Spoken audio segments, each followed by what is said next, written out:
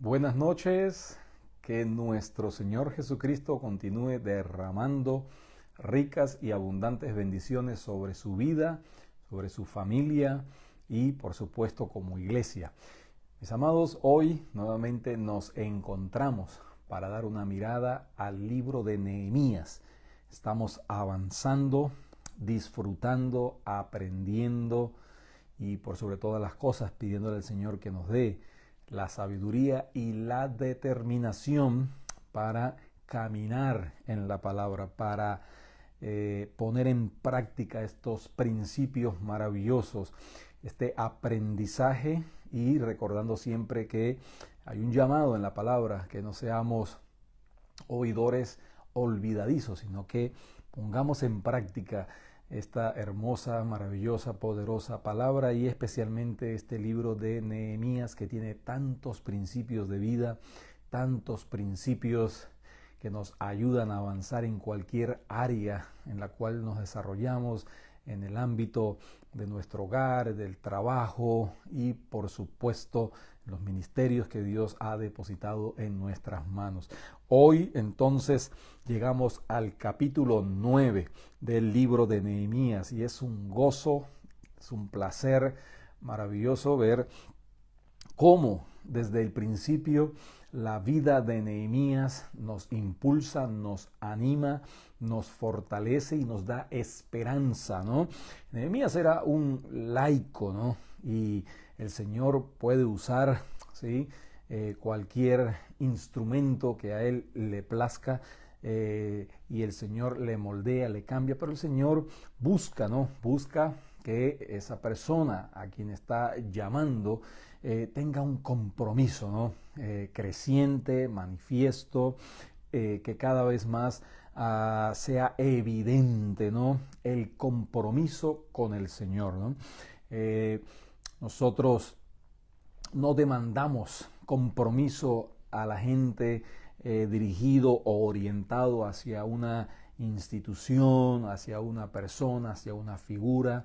El compromiso debe estar siempre afianzado, dirigido, orientado hacia la persona de nuestro Señor. Y de allí pues entonces todo lo demás estaremos comprometidos con la obra, estaremos comprometidos con el ministerio que el Señor nos ha llamado, pero todo comienza entonces fundamentalmente en el compromiso que tenemos con nuestro Señor, y esto es lo que nos ha enseñado el libro de Nehemías y la persona de Nehemías, y por supuesto también allí Esdras, que estuvieron contemporáneos en esta obra de reconstrucción.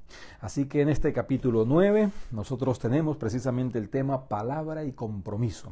Palabra y compromiso. Así que le pedimos al Señor que nos dé de su sabiduría, siempre que sea su palabra, siempre que sea su iluminación y su presencia llenándonos de el hambre con la certeza y la convicción de nuestra necesidad y acercarnos en ese sentido de humildad y dependiendo siempre de Él. Señor, gracias, gracias Señor, esta oportunidad preciosa. Ayúdanos Señor a aprovechar el tiempo, los días son malos. Señor, tu palabra es buena, tú eres siempre bueno. Ayúdanos Señor, danos el gozo y la paz al acercarnos a tu palabra, de saber que tú tienes el control de todas las cosas y nuestras vidas están en tus manos. Gracias Señor, en el nombre de Jesús. Amén y amén. El capítulo 9 comienza diciendo: el día 24 del mismo mes se reunieron los hijos de Israel en ayuno y con cilicio y tierra sobre sí. Es decir, había un tiempo de humillación, había un tiempo entonces de convicción, había un tiempo entonces de reconocimiento de su condición espiritual, ¿no? Pero todo esto llega después de una gran celebración, ¿no? El capítulo 8 vimos que Esdras, ¿sí? Básicamente en el primer día del mes séptimo, él se abre la escritura, se lee la escritura, Esdras dice que sube a un lugar alto, había un púlpito allí, ¿no? De madera, y comienza entonces a exponer la palabra, a leer la palabra, ¿sí? Y allí entonces el pueblo, ¿no? Entra en un tiempo de regocijo, de celebración, hay alegría, gritos, festejos, ¿no? Y eso es maravilloso lo que hace la palabra de Dios, que despierta entonces nuestra capacidad de percepción de la realidad espiritual que estamos viviendo, ¿no? Y ellos celebran el primer día, ¿no? Del mes séptimo. Y ahora el capítulo 9 comienza diciendo que en ese mismo mes, en el mes séptimo, pero ya en el día 24, es decir, son 24 días exponiendo la escritura, acuden allí todo el pueblo a recordar, a aprender. Algunos quizás no habían tenido contacto con la ley, algunos quizás se habían olvidado, y hay ese redescubrir, ¿no? Ese reencuentro con la palabra de Dios después de una gran celebración, ¿no? Entonces 24 días de lectura, 24 días de reflexión, ¿no? Eso es algo maravilloso, ¿no? Y sería bueno, ¿no? También en una ocasión hacer un llamado a la iglesia a reunirnos 24 días, 30 días y solamente abrir la escritura, solamente reflexionar en ella, en la presencia de Dios, porque la escritura lo es todo, ¿no? Con la guía, la sabiduría, la iluminación del que inspiró la escritura, el Espíritu Santo, entonces estamos completos, tenemos todo lo que necesitamos. La escritura es suficiente, es eficiente, es inerrante.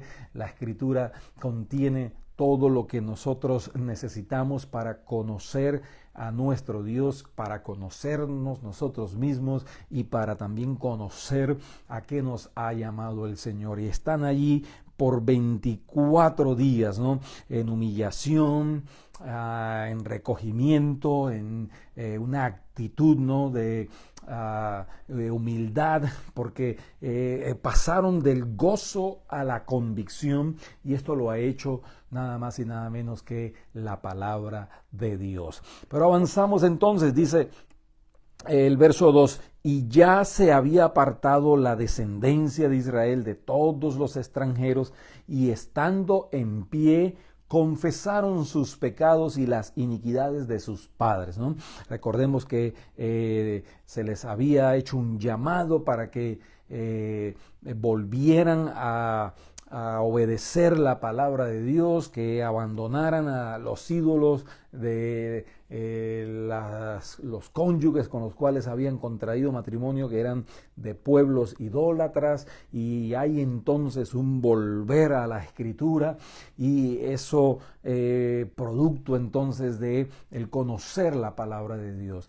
Nosotros necesitamos exponer la escritura, y allí entonces dejamos que el mismo Señor vaya descubriendo, ¿no? En nuestro corazón nuestra necesidad, y ellos llegan entonces a la acción, pasan entonces de la celebración a la convicción, y de la convicción entonces a la acción, ¿no? Y el verso 2 nos enseña, ¿no? ¿Qué hacen ellos? En primer lugar dice, se habían apartado.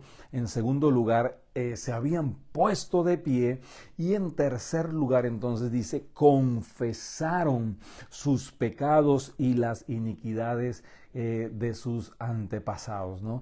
Qué importante es entonces pasar de la convicción a la acción. Pero el verso 3 entonces nos da ese regulador de la acción, ¿no? No es movernos, hacer por hacer, no, tiene que estar siempre basado precisamente en la escritura, y el conocimiento de la escritura nos va a llevar al conocimiento de Dios, y por lo tanto entonces a la alabanza a nuestro Señor. El verso 3 dice, y puestos de pie en su lugar, número 1, leyeron el libro de la ley de Jehová su Dios. La cuarta parte del día y la cuarta parte confesaron sus pecados Y número 2, entonces, y adoraron a Jehová su Dios. Entonces, una cuarta parte del día reflexionando, leyendo la Escritura, y otra cuarta parte del día, entonces, están allí confesando sus pecados, poniéndose a cuentas con el Señor, reconociendo entonces su condición y también, pues, por supuesto, su necesidad, y entonces pasan a la adoración a Jehová su Dios. ¿Por qué? Porque cuando confesamos nuestros pecados, entonces la palabra de Dios promete que el Señor es fiel y justo para perdonar nuestros pecados y limpiarnos, dice, de toda maldad. No hay pecado que el Señor no pueda perdonar, y el pueblo entonces se pone a cuentas, vuelve el gozo y comienzan entonces a alabar nuevamente al Señor. Esto es algo maravilloso. Dice que leyeron la Escritura y entonces adoraron al Señor, ¿no? Y así debe ser entonces también nuestra vida. Abrimos la Escritura, aprendemos de la Escritura y adoramos entonces al Dios de la palabra, ¿no? Ahora, todo comienza entonces con el liderazgo. Los líderes, ¿no? Comienzan, dan el ejemplo, son el modelo.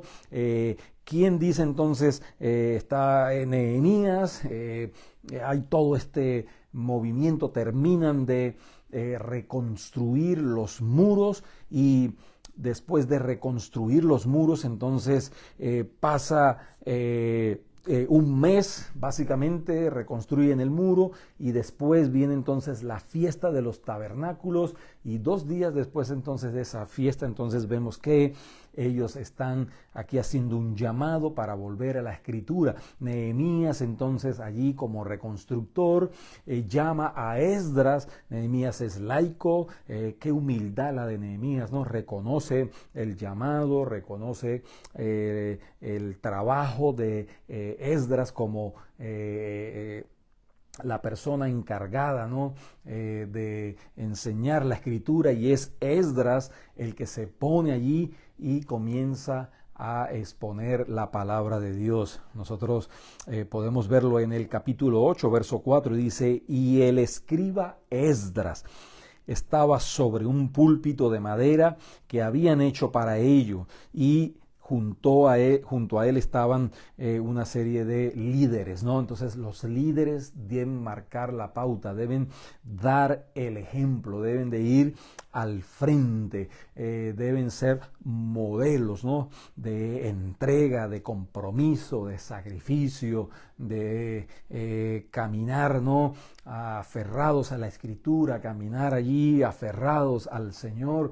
Y entonces vemos que el pueblo entonces se une allí a este mover, a este sentir, a este caminar. Nosotros lo vemos entonces allí a partir de el verso 4. Luego se levantaron sobre sobre la grada de los levitas, Jesúa, Baní, Cadmiel, Sabanías, Buní, Sebarías, Baní y Kenaní, y clamaron en voz alta a Jehová su Dios, ¿no? Menciona que en segundo lugar suben allí también los levitas, ¿no? Los levitas también tenían su función de ser ejemplo de servicio, de compromiso con la palabra y con el Dios de la palabra. Y ahí entonces se une todo el pueblo, ¿no?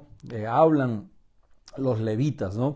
Y todos allí adoran al Señor, ¿no? Qué importante es entonces que aquellos que tienen alguna responsabilidad en un área, bien sea en la familia, bien sea en el trabajo, bien sea en la iglesia, esas personas tienen que ser ejemplo, tienen que ser modelo de compromiso con el Señor, y allí entonces sigue todo el pueblo, ¿no? Dice el verso 3, y puestos de pie en su lugar leyeron el libro, ¿no? Todo el pueblo unido en ese propósito, ¿no? Pero siempre entonces la lectura de la Escritura lleva, ¿no? A la celebración, La celebración lleva entonces al gozo y el gozo entonces a la acción. Por eso es que dice la palabra de Dios allí en el libro de Daniel 9:32, y el pueblo que conoce a su Dios se esforzará y actuará y se esforzará, ¿no? Debemos de ser personas de acción, movidos por una firme convicción de que estamos adorando al Señor con nuestras vidas al caminar en obediencia a la palabra, ¿no? Eso es algo muy importante. Entonces, vemos, Dios está comprometido entonces con su palabra, y nosotros tenemos que estar comprometidos con el Dios de la palabra. Dios está comprometido. Vemos que a lo largo de este capítulo entonces hay una extensa oración donde se reconoce a Dios como creador, a Dios como proveedor, a Dios como sustentador, y hay una expresión de alabanza, de reconocimiento, ¿no? ¿Por qué? Porque Dios está comprometido, ¿no? Él ha hecho pacto, por eso se menciona muchas veces en este capítulo el nombre Jehová Dios, Jehová vuestro Dios, Jehová su Dios. Jehová es el nombre entonces que tipifica y recuerda que Dios es un Dios de pacto, ¿no? Y vemos esta oración tan preciosa, dice: levantaos, bendecid a Jehová vuestro Dios desde la eternidad hasta la eternidad, y bendígase el nombre tuyo, glorioso y alto sobre toda bendición y alabanza. Verso 6. Tú solo eres Jehová. Tú hiciste los cielos y los cielos de los cielos, con todo su ejército, la tierra y todo lo que está en ella, los mares y todo lo que hay en ellos, y tú vivificas todas estas cosas, y los ejércitos de los cielos te adoran, ¿no? Entonces, los ejércitos de los cielos adoran al Creador, y nosotros como su pueblo nos unimos a adorar al Señor. Tiene que haber un compromiso entonces en nuestra vida, en nuestro corazón, en nuestros pensamientos, de vivir siempre en una constante alabanza a nuestro Dios, el reconocimiento de quién es, de lo que ha hecho y de lo que continúa haciendo en nuestras vidas, ¿no?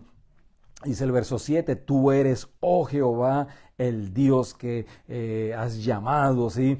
Que has sacado al pueblo, y allí entonces menciona el pacto: y hallaste fiel su corazón delante de ti e hiciste pacto. Entonces, Dios es digno de alabanza.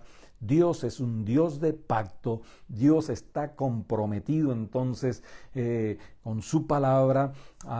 Dios está comprometido a cumplir sus promesas, ¿no? Él es Dios porque Él es Dios, Él es un Dios fiel, es un Dios de pacto, ¿no? Pero vemos también que Dios es misericordioso. Allí comienzan entonces a lo largo de este capítulo a recordar todas las veces que el Señor extendió su mano de favor, todas las veces que el Señor le perdonó desde el comienzo, desde el principio, y va avanzando a lo largo de la historia de Abraham, de Job, de Jacob, de los jueces y a los profetas, y va avanzando y recordando que el Señor luego entonces, cuando ellos se alejaban del pacto, cuando ellos se iban tras dioses ajenos, Dios misericordioso se acercaba entonces con el propósito de restaurarles, de bendecirles nuevamente.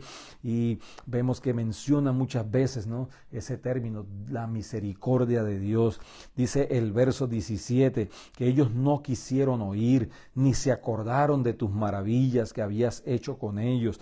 Antes endurecieron su cerviz, y en su rebelión pensaron poner caudillo para volverse a su servidumbre. Pero escuche bien, dice: pero tú eres Dios que perdonas, clemente y piadoso, tardo para la ira y grande en misericordia, porque no los abandonaste. Qué maravilloso. Dios es un Dios de compromiso, y nosotros debemos de reforzar nuestro compromiso con el Señor. Nosotros debemos de hacer nuestro trabajo. El pueblo que conoce a su Dios se esforzará y actuará, y nosotros debemos ser un pueblo esforzado y un pueblo de acción, un pueblo de compromiso con nuestro Dios. Dios es un Dios proveedor, ¿no? Dice el verso 20, y enviaste tu buen espíritu para enseñarles, y no retiraste tu maná de su boca, y agua les diste para su sed, ¿no? Y ahí dice, los sustentaste, les diste reinos y pueblos, y el verso 23, multiplicaste sus hijos, ¿no? Qué maravilloso. Y nuevamente el verso 26, pero te provocaron a ira y se rebelaron contra ti y echaron tu ley contra sus espaldas y mataron a tus profetas que protestaban contra ellos para convertirlos a ti, e hicieron grandes abominaciones. Allí continúa narrando. Ellos están en una profunda convicción. Ellos están allí confesando sus pecados. Ellos están allí reconociendo entonces que Dios es misericordioso. El verso 20 nos habla, 27, acerca de Dios es un Dios justo, ¿no? Dice, entonces los entregaste en mano de sus enemigos, los cuales los afligieron, pero en el tiempo de su tribulación clamaron a ti, y tú desde los cielos los oíste, y según tu gran misericordia les enviaste libertadores para que los salvasen de mano de sus enemigos. Y allí continúa narrando que los amonestó, que los soportó por muchos años, que les testificó con su espíritu, dice el verso 30, por medio de los profetas, pero dice, no escucharon, ¿no?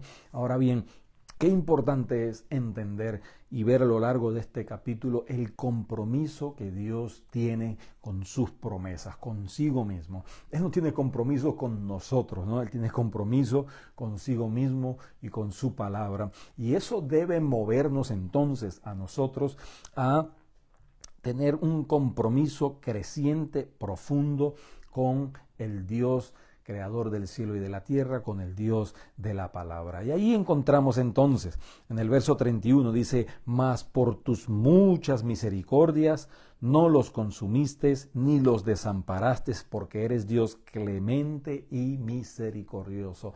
Ellos están no solamente confesando a sus terribles actos, sus terribles actitudes, están también allí reconociendo al Dios de bondad, al Dios de misericordia, y todo esto producto del conocimiento de la Escritura. Así que nosotros, mientras más conozcamos la palabra y el Dios de la palabra, entonces nosotros tendremos más compromiso en nuestras vidas con el Señor. Aquí hay una única petición.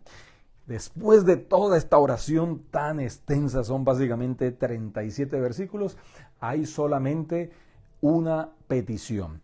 Y esa petición es, aquí en la Escritura, en el verso 32, ahora pues, Dios nuestro, Dios grande, fuerte, temible, que guardas el pacto y la misericordia, y dice, no sea tenido en poco delante de ti todo el sufrimiento de los antepasados, de los hijos de Dios, del pueblo de Dios. Así que ya para terminar, debemos de reconocer que Dios es un Dios misericordioso, que Dios es un Dios clemente, que Dios es un Dios que da oportunidades. Por eso la Escritura dice que Él no apagará el pábilo que humea, y la caña cascada Él no la romperá. Cuando se acababa el aceite, estaba allí el pábilo humeando en la lámpara, y lo que hacían era, para que no les fuese molestoso, apagar el pábilo. El Señor no hace eso con nuestras vidas. El Señor es misericordioso, Él es paciente, Él es clemente. Cuando hacían un trabajo con algún tipo de madera, una caña que se estillaba, que se rajaba, ellos lo que hacían era terminarla de romper y la desechaban. Y el Señor no actúa de esa manera. El Señor siempre está dispuesto a perdonar, dispuesto a restaurar, pero el Señor está llamando a que tengamos un compromiso creciente con su palabra, que haya compromiso entonces en nuestras vidas. Señor, gracias, Padre de la Gloria. Gracias por tu palabra. Gracias, Señor, por esta enseñanza maravillosa de ver tu compromiso, Señor, para cumplir tus promesas, para cumplir tu pacto. Y gracias, Señor, por recordarnos y animarnos a que tenemos que crecer en nuestro compromiso para contigo, cada día más comprometidos con tu persona, comprometidos con tu obra y comprometidos, Señor, a extender tu reino aquí como copartícipes, como colaboradores y como siervos tuyos. Bendice a tu pueblo, bendice a tu iglesia y gracias, Señor, por tu palabra. En el nombre de Jesús, amén y amén. Como cada miércoles, una mirada al libro de Nehemías. Y de la misma manera, les invitamos cada domingo, celebración, júbilo, alabanza y también allí la exposición de la Escritura, domingos 11 de la mañana, Alianza Cristiana y Misionera, Casa de Oración. Dios les bendiga, Dios les guarde.